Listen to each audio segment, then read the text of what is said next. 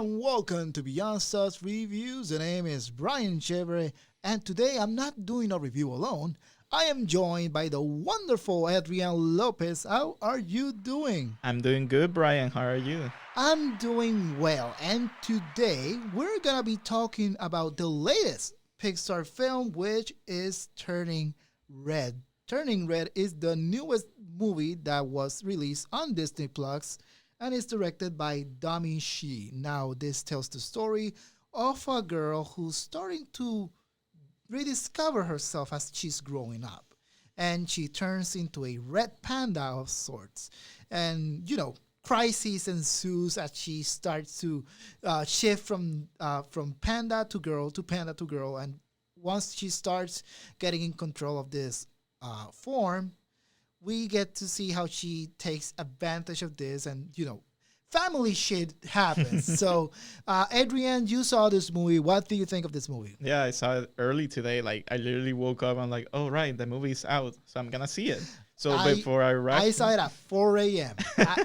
I was up at 2:30 in the morning because that's how I usually wake up to my daily job. But I had the day off, and I wanted to check. Oh, today is Turning Red Day. Let me see if it's up. Oh, it's not up. I have to wait till 4 a.m. Okay, I'll just wait.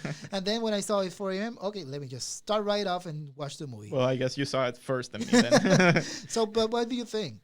Oh, it was a really fun time because I was like, after Soul and Luca, I'm really enjoying what Pixar has been doing with original stories because usually you hear these complaints with people in the movie theater, like, all we see is reboots and sequels and spin-offs. And have you seen the Pixar movies though? Because they're original stories, original characters. And even though if it's a sequel of a movie, they're great sequels. I mean, the best example is Toy Story. Like, even though the fourth one was basically unnecessary, it's a great story. Yeah. But Turning Red is a brand new original story with new characters and a new voice. Like, I love Dami Shi was? Yeah, Dami Shi. Dami Shi, she was great and doing a new voice. And we may be spelling it, so apologies. So, yeah. But yeah, I had a good time. Even though I still think that Soul is still, from the new Renaissance Pixar movies, the best one, in regards to everything. Mm-hmm. I feel like Turning Red and Luca are I don't know which one will be second or third place because it's so good. It was so music, the characters. Yeah. I love this coming of age story and the puberty aspect of it because even though I'm not a girl, I went to some experiences like that of awkwardness and feeling uncomfortable. Yeah, that's the thing. I felt identified with this movie, and it's a great story.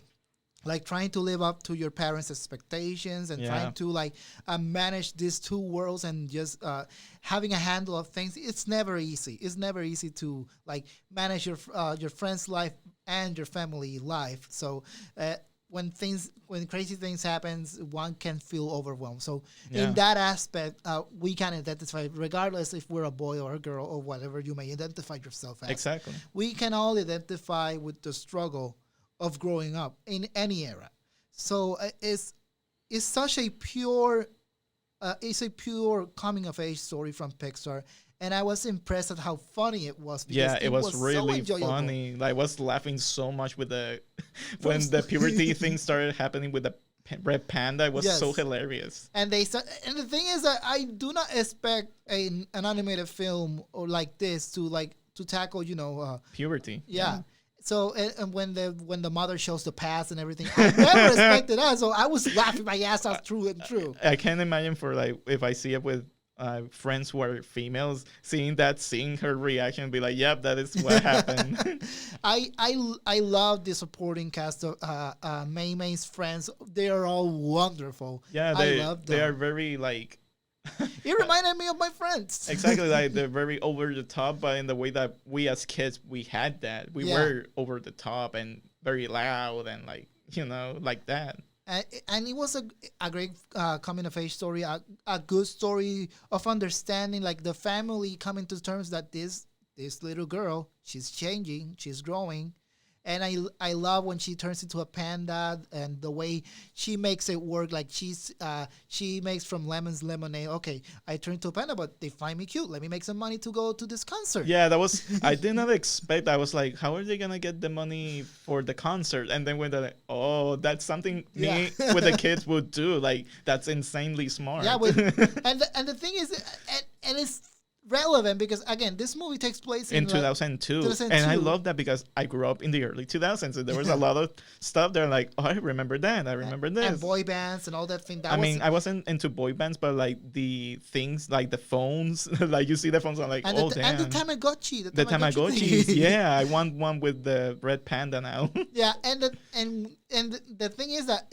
it mirrors today's era because we see kids today. It's not American boy bands or British boy bands. Now it's Korean boy bands. Exactly. People are in love with those, like BTS and all that, and we see all kinds of kids getting crazy for those. Oh, let me take pictures with something cute, and like the modern TikTok thingy. Yeah, that was insanely So smart. while it's still like it takes place in the early 2000s, it's still relevant to today's audience. So Yeah. people can still identify to this. Yeah. And the thing about the Pixar knocks it out of the park because Yeah. the expressions of the characters, how it resembles nearly like anime-age expressions.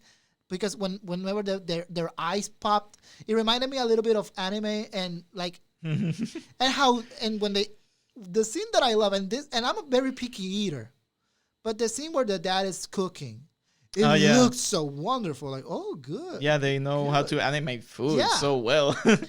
Pixar once again just knocks it out of the park. And the fur with the red panda, it's insanely detailed. It was Yes. so good. And the thing is that there's no villain in this movie, not big villain. Just the villain in this story is, well, growing up. Growing up, the growing pains.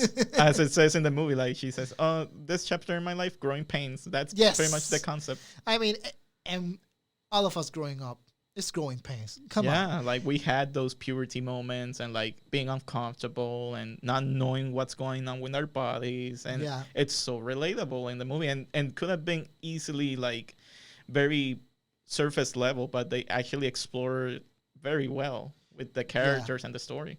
I enjoy this. I woke up, I got up, watched the movie, and it made my day because I was so happy after I saw that movie. Like, usually I skip the credits, but I was in such a good mood after watching this movie. I just let the credits play. And I the music, the music, score was works.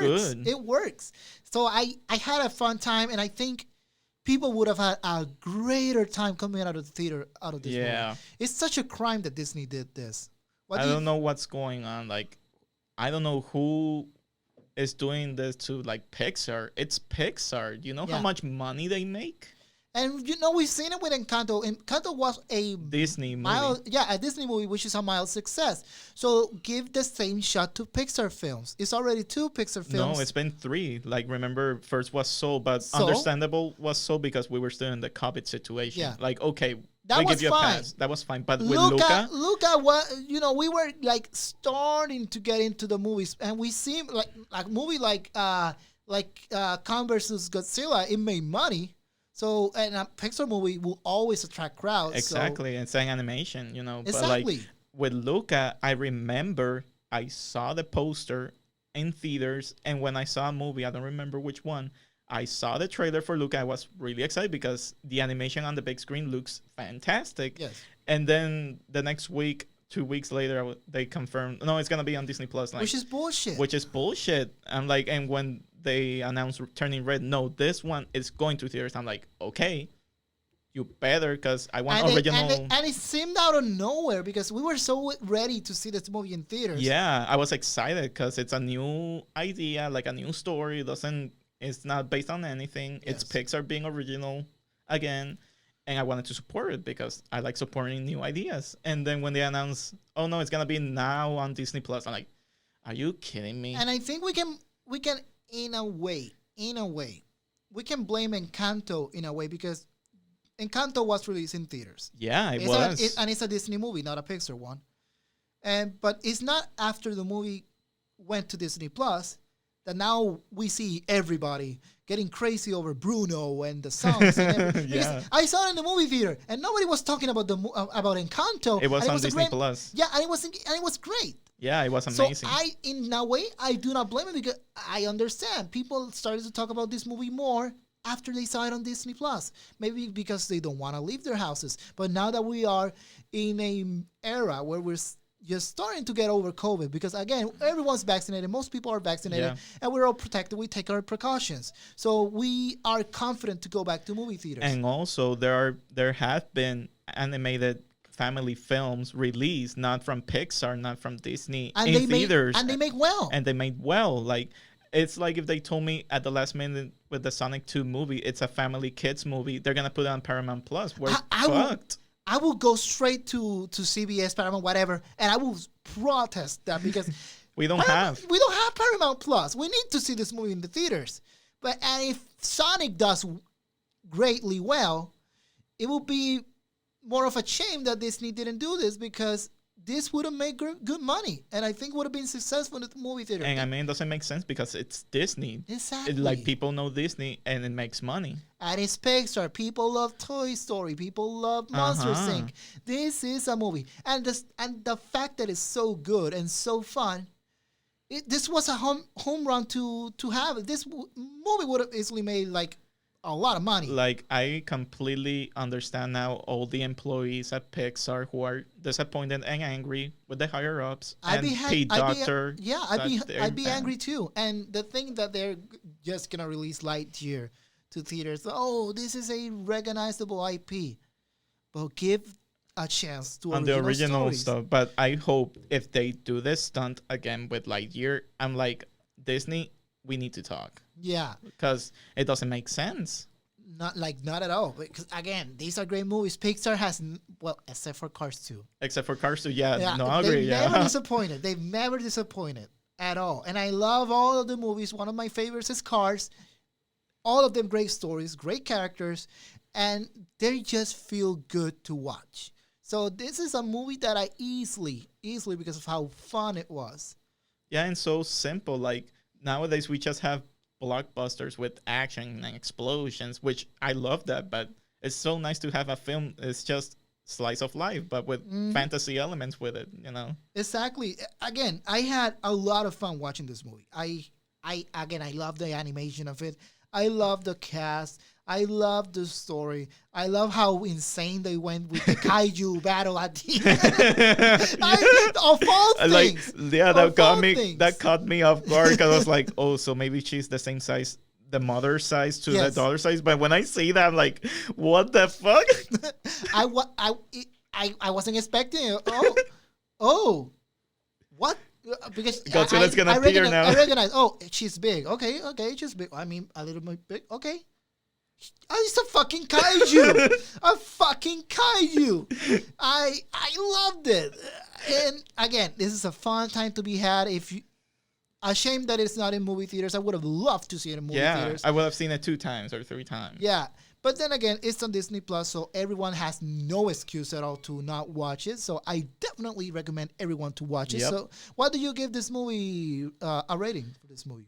I will go so far like like I will 5.5. Like 4.5. I'll give it a 4. I'll go for. I don't do 0.5s at all. A 4 out of 5. A 4. Because again, the most important thing that a Pixar movie has to do, not only to give us a great story, but to have fun with it. And this is a story that is for all ages. And that's the best thing about Pixar. This is not a kids movie. This is a family film. Yeah, and I don't know how controversial this movie is gonna be because there are certain themes about it that maybe not a lot of parents will show their kids because it's too like, it's puberty and stuff. They're not gonna understand these certain things. But like, I don't know how people will react, which is gonna be interesting to see. Yeah, it's gonna be very interesting, but regardless, this is a great movie to be, good fun to be had. Yep. And again, Disney Plus, it's a cheap app, no excuses. Go watch this movie, support Pixar because even though they're not gonna make more money in the box office, but the numbers themselves will dictate that there's an interest for more Pixar content, and especially for movie theaters, because these films from this studio, as such a remarkable studio, they belong in a movie theater. Yep. So hopefully Disney Plus hears our claims. Hey, this movie belongs in the theaters. Maybe give it a limited run now that people have seen it, and hopefully after Lightyear we get normal and we get to see the movies where they belong. Anyways, Adrian, thank you so much for joining me on this episode of the Beyond Stuffs reviews. Where can the guys find you? On CustomPopsPR on Instagram. And you guys can find me at Beyond Stuff PR or at the Brian Chevrolet on Twitter. Anyways, I want to you guys remind you, since I'm not as active as I used to be on the YouTube channel, we have a podcast. The Beyond Stuff podcast, brought to you by Anchor, is available in all of your podcast listening apps. So anyways, thank you so much for joining us on this episode of Beyond Stuff's Reviews. See you guys next time.